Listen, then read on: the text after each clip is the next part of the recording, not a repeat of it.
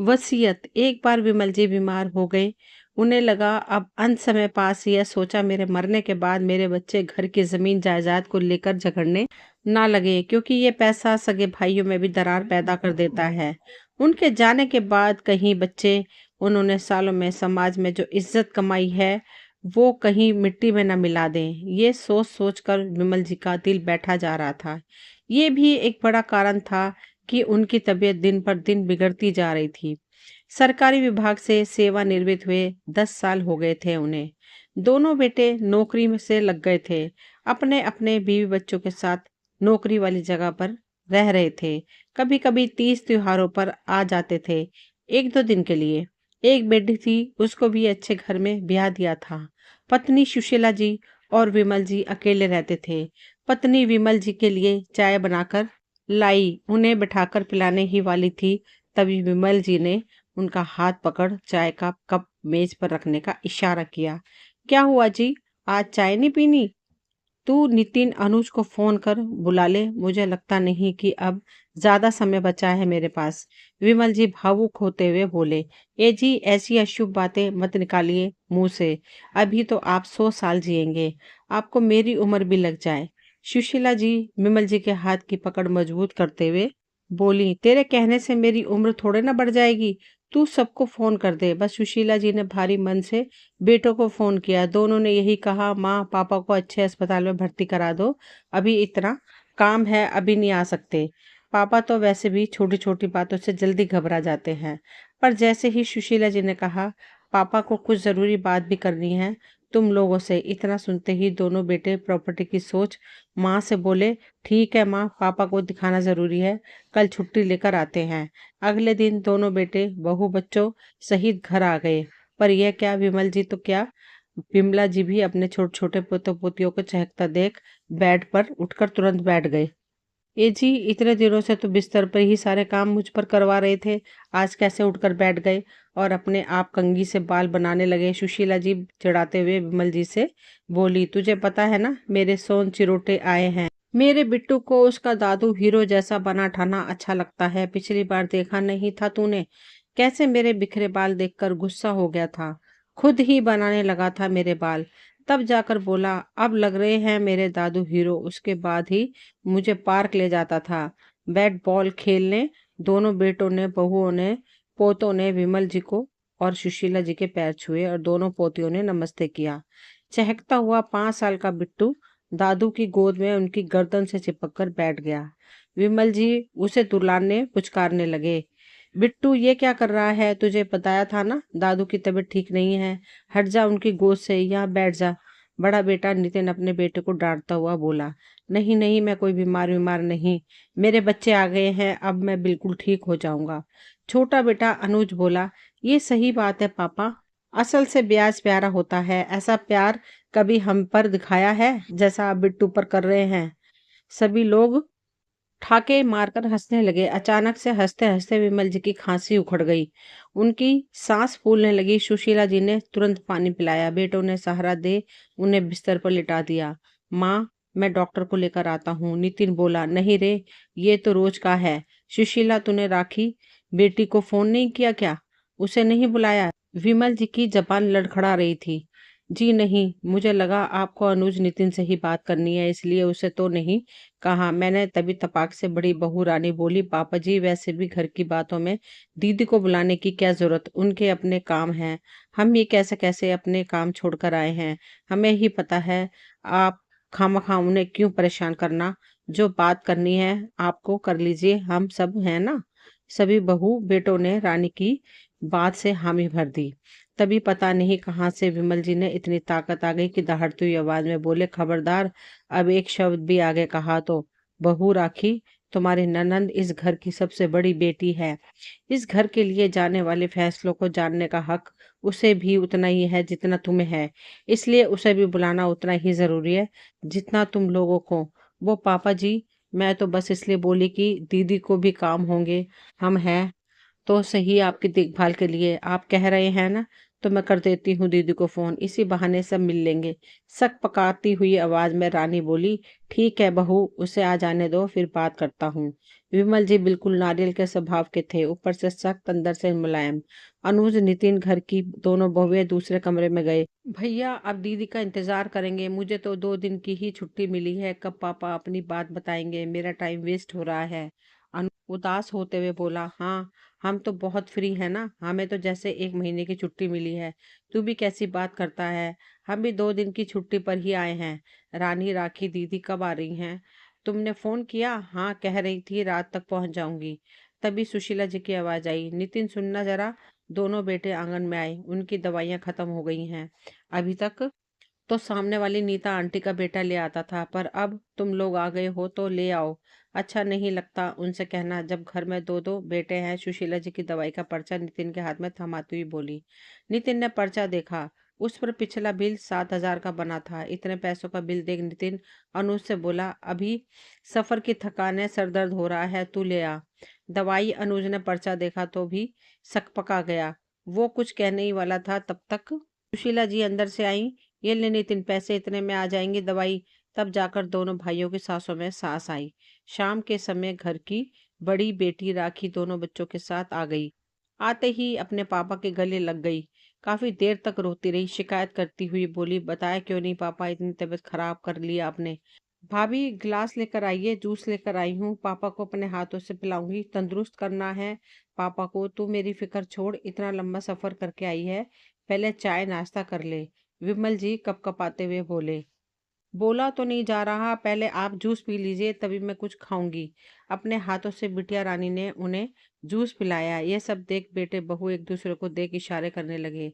खाना पीना खा सभी लोग अपने कमरे में चले गए। राखी बोली, मैं पापा के पास ही सोऊंगी, तू यहाँ मत सो जा, कूलर में सोना, मेरे बलगम की बदबू आती है, मेरे कमरे से तेरी सोना भी तेरे बिना नहीं सोती। विमल जी बोले, तो भैया आप सो जाइए, इतने दिनों से माँ पापा का ख्याल रख रही हैं, अब हमें इन्हें थोड़ा आराम देना चाहिए। राखी नितिन से बोली। इतना सुन नितिन बोला, पापा मैं सो जाऊंगा आपके पास, पर अब सब लोग आ गए हैं तो आपको कोई जरूरी बात करनी थी ना, कर लीजिए। ये सुन विमल जी ने सब बच्चों को आंगन में इकट्ठा होने को कहा। विमल जी अपनी पुरानी लकड़ी की कुर्सी पर अपना डंडा संभालते हुए बैठे।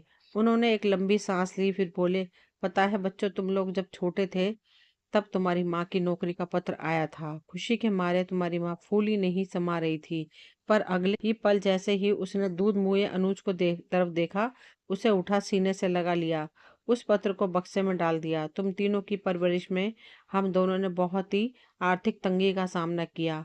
मेरी छोटी सी क्लर्क की नौकरी में पूरी कोशिश करी कि तुम लोगों को किसी चीज की कमी ना हो। इसके लिए कितनी बार सुशीला ने अपने जेवर गिरवी रखे, कितनी रिश्तेदारी में विवाह होता तो बहाना लगा देती कि तबीयत खराब है, नहीं तो बेचारी का सबके बीच मजाक बनता। जाती भी तो सबकी नजरों से बचने की कोशिश करती। हाथ पर मुंह रखकर जमाई लेते हुए नितिन बोला, पापा इसमें क्या नई बात है, ऐसा सभी माँ बाप करते हैं अपने बच्चों के लिए।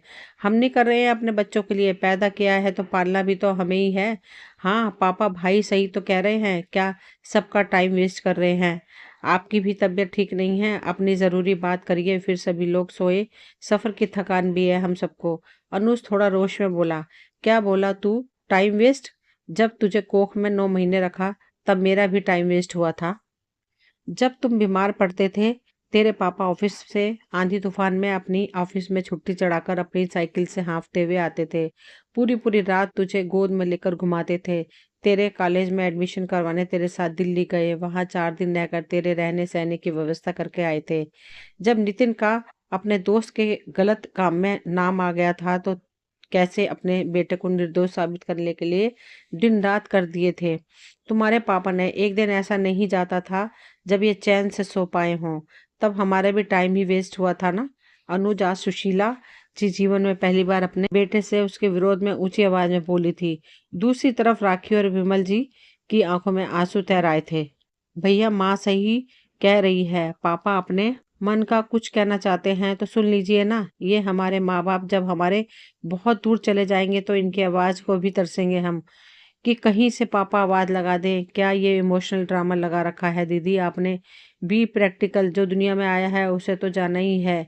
ये सब तो नॉर्मल बातें हैं जो पापा ने की हैं। नितिन बोला, तो ठीक है, मैं अपनी बात पर आता हूँ बेटा, तुम लोगों का टाइम वेस्ट नहीं करूँगा। तो पहले फैसला मेरे इस घर को लेकर विमल जी बोले, बच्चों मैंने ये घर अपने पोते के नाम किया है क्योंकि इस घर से मेरी और सुशीला की बहुत यादें जुड़ी हैं। मैं नहीं चाहता कि मेरे दुनिया से जाते ही तुम लोग इस घर को बेचकर अपनी नौकरी वाली जगह पर बस जाओ। इसी बहाने तुम लोग मेरे नन्हे मुन्ने इस घर में आते जाते तो रहोगे। वैसे भी अच्छी विकसित कॉलोनी में है हमारा घर, जमीन की कीमत बढ़ेगी ही, घटेगी नहीं। मेरे पोतों को भी ये घर उनके 18 साल का होने पर ही मिलेगा। जब तक सुशीला है वो यहीं रहेगी, फिर तुम लोग इसकी देखभाल कर सकते हो।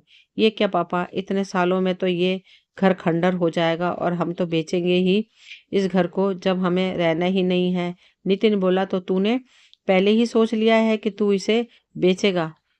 जब मैं इतने सालों तक इसे वैसा का वैसा ही संभाले रहा हूँ, तो क्या तुम लोग अपनी जेब से हर साल कुछ पैसा खर्च करके इस घर की मरम्मत रंगाई पुताई नहीं करा सकते? ये बाल धूप में सफेद नहीं किए हैं बेटा। मुझे पता है तुम लोगों की ऐशो आराम की जिंदगी अंत समय में तुम्हारी जेब में एक पैसा नहीं रहने देगी। ये घर मेरे पोतों के लिए सोने की मुर्गी साबित होगा। फिर विमल जी आगे बोले, मेरी जितनी आरडी एफडी है वो मैं सुशीला को दे रहा हूँ। अगर वो बीमार पड़े तो उसका अच्छे से अच्छा इलाज हो सके।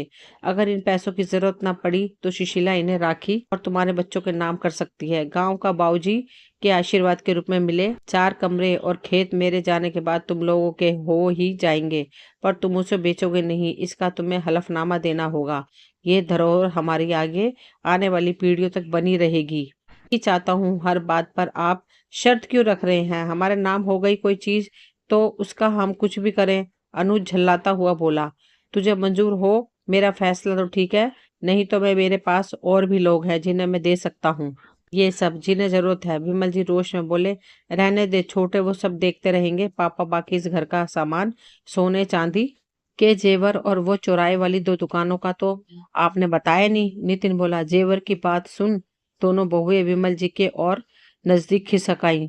कैसा जेवर? बहुओं की जरूरत का सब जरूरी जेवर तो उन्होंने हर शादी ब्याह में जरूरी मौकों पर सुशीला से ही पहले ही निकलवा लिया। वो पापा जी, अभी तो हमने कुछ भी नहीं लिया, अभी तो बहुत सी चीजें मम्मी के पास ही हैं। छोटी बहू काजल तपाक से बोली, तू भूल गई वो दिन जब सुशीला के कान के झुमके टूट गए थे? उसे रज्जो दीदी के बेटे के ब्याह में जाना था। उसने तुझसे कितना कहा कि बहू जो झुमके तुझे दिए हैं वो दे दे पहनने को, पर तू बहाने बनाती रही कि वो मेरे मायके में रखे हैं लाकर। वे बेचारी सुशीला कुछ न कह पाई, चुपचाप आंसू बहाते हुए नकली झुमके साड़ी से ढककर पहनकर चली गई। पूरी शादी में सबसे नजरें चुराती रही कि कहीं कोई पहचान न ले। तुम्हारे ससुर की बनाई हुई चीजों पर उनकी पत्नी हक नहीं दिखा सकती? फिर तो मैं दुनिया का सबसे असहाय पति हुआ जो अपनी पत्नी की जरूरतों को पूरा नहीं कर सकता। तो पापा जी मम्मी जी को क्या इस उम्र में वो मांग टीका झुमके जेवर पहनी अच्छी लगेंगी? ये तो बहुओं पर ही शोभा देते हैं। बड़ी बहू रानी बोली, और क्या वो 10 तोले की पायल मम्मी जी पे क्या अच्छी लगेंगी? मम्मी जी आप मुझे अपने झुमके और पायल दे दो, और दीदी को मांग टीका। दीदी को तो वैसे ही पहले ही मुझसे ज्यादा मिल चुका है। काजल बोली, छोटी है छोटी ही रह, समझी काजल? क्या ज्यादा मिल गया तुझे? झुमके मैं ही लूंगी। दोनों बहुएं तू तड़ाक पे उतर आई। ये सब देख नितिन तेज आवाज में बोला, चुप करो तुम दोनों, एक भी शब्द अब आगे कहा तो, अगर अब एक भी शब्द आगे कहा तो जो भी घर की सोने की चीजें तुम्हें मिली है उन्हें वापस माँ के पास आने में समय नहीं लगेगा। दोनों बहुएं नितिन की तेज आवाज से डर जाती हैं, घूंघट लंबा कर पीछे की ओर खिसक जाती हैं। पापा अब जो भी जेवर माँ के पास हैं उसे उन्हीं के पास रहने दीजिए। मुझे नहीं पता था कि ये दोनों पहले ही माँ से सब ले चुकी हैं। नितिन सरल भाव में बोला, हाँ पापा मुझे भी नहीं पता था। माँ चाहे तो राखी दीदी को दे सकती हैं क्योंकि उनकी शादी तंगी हालत में हुई थी, तब हम उन्हें कुछ नहीं दे पाए थे। मुझे इसमें कोई आपत्ति नहीं। छोटा बेटा अनुज बोला, हाँ पापा मुझे भी कोई समस्या नहीं है। नितिन बोला, पर हमें तो है। दोनों बुए तपाक से बोल पड़ी, हमारे आगे भी बेटी है, उसे क्या देंगे? अगर तुम्हें आपत्ति है तो अपने अपने घर का रास्ता नाप सकती हो। अपनी बेटियों के लिए उनका बाप है, तुम लोगों को चिंता करने की जरूरत नहीं। नितिन बोला, तू कैसे बात कर रहा है? बहुओं से यही सिखाया है हमने तुझे? अब दोबारा कभी हमारी बहुओं से इस लहजे में बात की तो समझ लेना। विमल जी कपकपाती आवाज में बोले, भैया मुझे कुछ नहीं चाहिए। आप सबके आशीर्वाद से मेरे ससुराल में मुझे किसी चीज की कमी नहीं है, बस आप लोग अच्छे से रहो। राखी बोली, तो मैं अब तुम लोगों का ज्यादा समय नहीं लूंगा। रही बात दुकानों की, तो वो मैंने अपनी पोती और नातिन के नाम की है। जब उनकी पढ़ाई या ब्याह या किसी भी आड़े समय में ज़रूरत हो तो तुम लोग बिना संकोच के खर्च कर सको। ये ना सोचना कि ये तो लड़की है, इन्हें नहीं पढ़ाना ज़्यादा, समझे? बोलते-बोलते विमल जी की खाँसी उखड़ने लगी, साँसें तेज़ होने लगी, फिर भी वो बोलते रहे, "इस घर का सामान मेरे और सुशीला के बाद तुम लोग आपसी समझ से बाँट सकते हो।" पर अब उन पर बोला नहीं जा रहा था। वो ज़मीन पर गिरने ही वाले थे कि नितिन ने दोनों हाथों का सहारा दे विमल जी को कांधे पर ले लिया।